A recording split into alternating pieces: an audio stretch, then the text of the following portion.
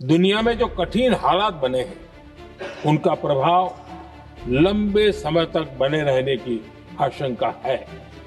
इसलिए हमें तैयार रहना होगा, हमें एकजुट रहना होगा। हम कोरोना के समय भी एकजुटता से ऐसी चुनौतियों का सामना कर चुके हैं। 23 मार्च का दिन, भारतीय संसद का गलियारा और प्रधानमंत्री नरेंद्र मोदी के ये शब्द, जिसने पूरे देश को सकते में डाल दिया। लेकिन रुकिए, न कोई वायरस है, न कोई लॉकडाउन। फिर पीएम ने कोविड का नाम क्यों लिया? क्या कोई ऐसी मुसीबत दस्तक दे रही है जो हमें दिखाई नहीं दे रही? दरअसल इस बार खतरा किसी लैब से नहीं, बल्कि मिडिल ईस्ट के रेगिस्तानों और ग्लोबल पावर गेम से निकल रहा है। वजह कोई बीमारी नहीं, बल्कि दुनिया के वो हालात हैं जो धीरे धीरे हमारी किचन से लेकर हमारी गाड़ियों के पेट्रोल टैंक तक पहुंचने लगे हैं। आज की इस वीडियो में हम समझेंगे कि प्रधानमंत्री के इस बयान के क्या मायने हैं। जब कहा जाता है कि कोविड जैसी सिचुएशन के लिए तैयार रहो, तो एक आम इंसान को किन चीज़ों पर सबसे पहले ध्यान देना चाहिए? कौन कौन से ऐसे सेक्टर्स हैं जहां इसका असर दिखने लगा है, और ये सब हमारी रोजमर्रा की जिंदगी को कैसे प्रभावित कर रहे हैं? हाय, मैं हूं प्रगति और आप देख रहे हैं जस्ट। पिछले कुछ हफ्तों से मिडिल ईस्ट में हालात लगातार बिगड़ रहे हैं, और अब ये आपसी तनाव तक सीमित नहीं रहा, बल्कि एक बड़े संघर्ष का रूप ले चुका है, जिसमें अमेरिका, इजराइल और ईरान जैसे बड़े देश आमने सामने हैं। इस क्राइसिस का असर सबसे पहले दुनिया की सप्लाई चेन पर पड़ा, यानी जो सामान एक देश से दूसरे देश तक जाता है उसकी आवाजाही प्रभावित हुई। तेल और गैस की कीमतों में लगातार उतार चढ़ाव देखने को मिल रहा है, क्योंकि मिडिल ईस्ट दुनिया का सबसे बड़ा एनर्जी सोर्स है। इसके साथ ही एक बहुत अहम समुद्री रास्ते स्ट्रेट ऑफ हॉर्मोज पर लगातार खतरा बना हुआ है, जहां से दुनिया के तेल और गैस का बड़ा हिस्सा गुजरता है। भारत भी अपनी एलएनजी, ऑयल सप्लाई, फर्टिलाइजर्स और कई जरूरी आयात के लिए इसी रास्ते पर काफी हद तक निर्भर है। ऐसे में अगर यहाँ तनाव बढ़ता है और सप्लाई में कोई रुकावट आती है, तो भारत की सप्लाई चेन पर सीधा असर पड़ सकता है, और ये काफी हद तक वल्नरेबल भी हो सकती है। भारत वैश्विक स्तर पर तीसरा सबसे बड़ा ऑयल कंज्यूमर है और अपनी जरूरत का एक बड़ा हिस्सा इंपोर्ट करता है। इस इंपोर्ट का लगभग 40% वेस्ट एशिया से आता है।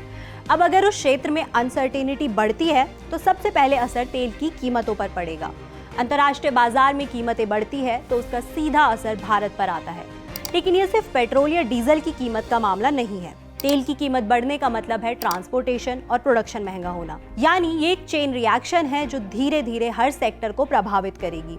आपने शायद नोटिस भी किया होगा कि पिछले कुछ समय में खर्चे बढ़ने लगे हैं। पेट्रोल डीजल महंगा होता है तो उसका असर सिर्फ आपकी गाड़ी तक सीमित नहीं रहता, हर चीज की कीमत बढ़ने लगती है। एलपीजी की कीमत बढ़ती है तो सबसे ज्यादा असर छोटे बिजनेस, ढाबों, होटल्स और आम घरों पर पड़ता है।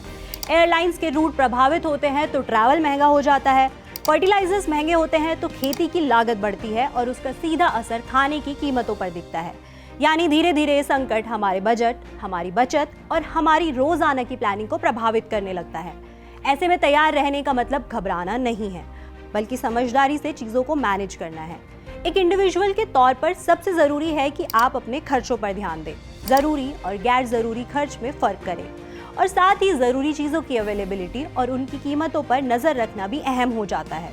संसद में प्रधानमंत्री नरेंद्र मोदी का बयान भी इसी बढ़ते हुए खतरे को देखते हुए था। हालांकि उन्होंने सीधे तौर पर किसी खतरे का डर नहीं दिखाया, लेकिन उनके शब्दों में एक साफ वार्निंग थी। उन्होंने कहा कि ये संकट लंबे समय तक चल सकता है और इसके प्रभाव भी लंबे समय तक रह सकते हैं। उन्होंने कोविड का उदाहरण देकर ये समझाने की कोशिश की कि भारत ने पहले भी एक बड़े संकट का सामना किया है और इस बार भी वही सामंजस्य जरूरी होगा। ये पहली बार था जब उन्होंने इस मुद्दे पर विस्तार से बयान दिया, जो अपने आप में दिखाता है कि ये मामला कितना संवेदनशील और महत्वपूर्ण हो चुका है। उन्होंने कहा कि पश्चिम एशिया में हालात चिंताजनक है और ये सिर्फ किसी एक क्षेत्र की समस्या नहीं रह गई है, बल्कि इसका असर आम लोगों की जिंदगी तक पहुंच रहा है। उन्होंने इस बात पर भी जोर दिया कि ये संकट अब 3 हफ्तों से ज्यादा समय से जारी है और लंबा खिंचने की वजह से इसका दबाव ग्लोबल सप्लाई चेन पर साफ दिखाई देने लगा है। यानी जो चीजें पहले आसानी से एक देश से दूसरे देश तक पहुंच जाती थी, अब उनमें देरी हो रही है, लागत बढ़ रही है और कई जगहों पर अनसर्टेनिटी भी बढ़ गई है।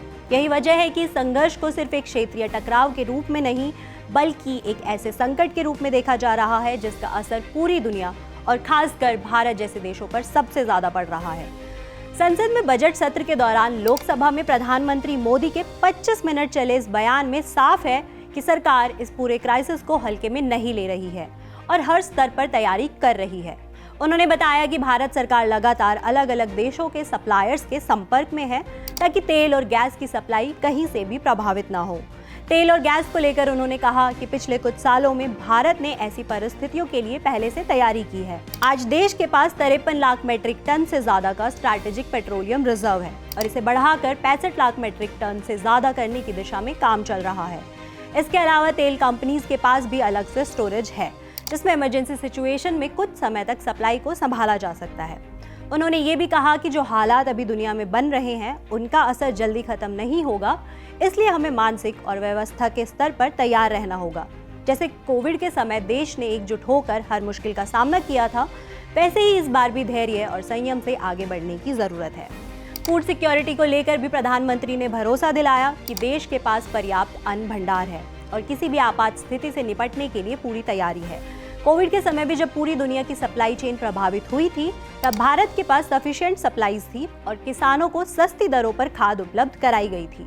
अभी भी सरकार लगातार कोशिश कर रही है कि तेल, गैस और फर्टिलाइजर से जुड़े जहाज सुरक्षित भारत तक पहुंचते रहे। मिडिल ईस्ट में रह रहे भारतीयों की सुरक्षा को लेकर उन्होंने बताया कि अब तक करीब 3,75,000 भारतीयों को सुरक्षित वापस लाया जा चुका है, जिनमें ईरान से लौटे हजारों लोग और 700 से ज्यादा मेडिकल के छात्र भी शामिल है।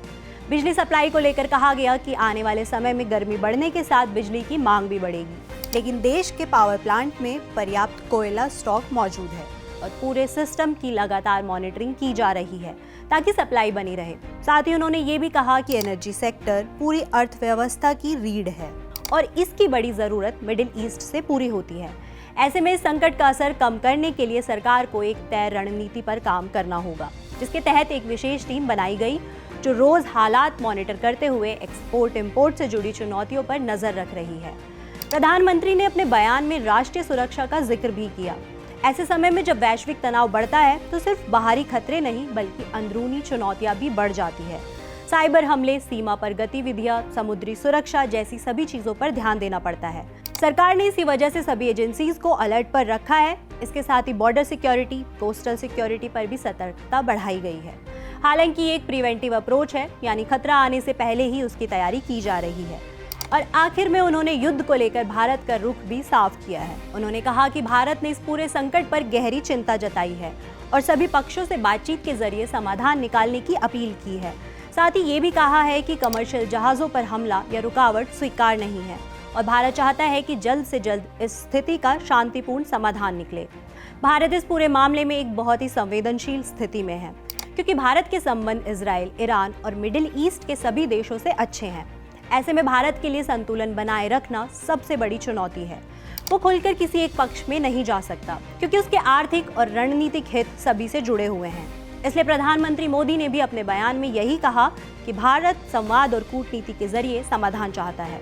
कुल मिलाकर कोविड जैसी तैयारी का मतलब किसी हेल्थ क्राइसिस से नहीं है, बल्कि ऐसे वैश्विक हालातों से है जो भले ही भारत से हजारों किलोमीटर दूर पैदा हो, लेकिन उनका असर सीधे हर भारतीय तक पहुंच सकता है। कभी एलपीजी की सप्लाई पर दबाव, तो कभी तेल की बढ़ती कीमतों के रूप में, कभी व्यापार में रुकावट बनकर, तो कभी सुरक्षा से जुड़ी नई चिंताओं के रूप में। ये एक ऐसा क्राइसिस है जो धीरे धीरे हमारी रोजमर्रा की जिंदगी को प्रभावित कर रहा है। हालांकि हमें डरने की जरूरत नहीं है, बल्कि प्रिकॉशंस के साथ चलने की जरूरत है।